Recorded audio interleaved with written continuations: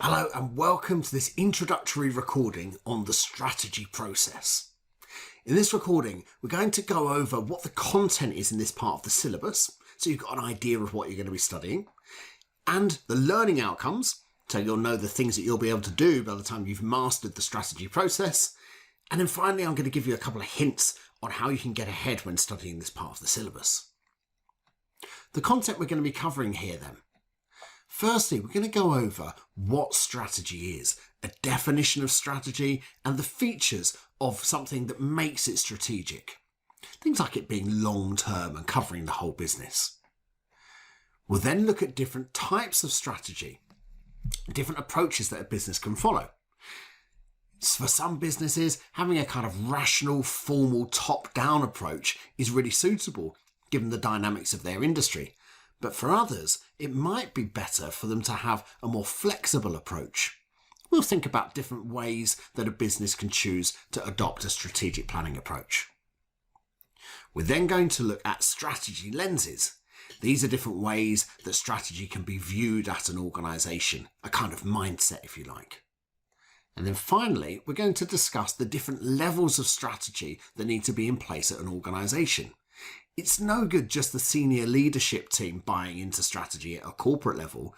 It needs to kind of flow through the whole organisation if it's going to be implemented and operated successfully.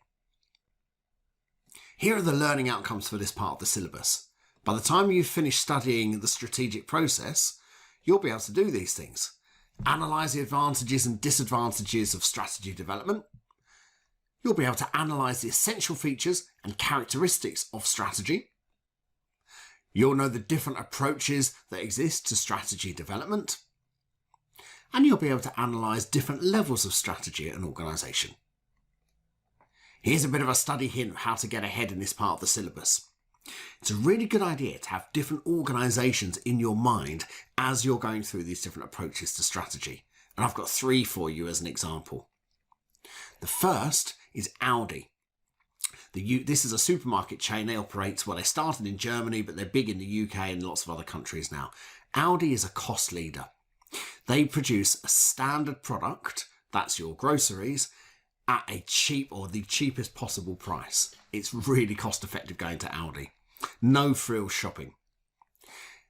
At the other end of the market, you've got differentiators, companies like Emirates, for example. If you've ever flown Emirates, well, you'll know that it's a premium product, but it does come at a premium price.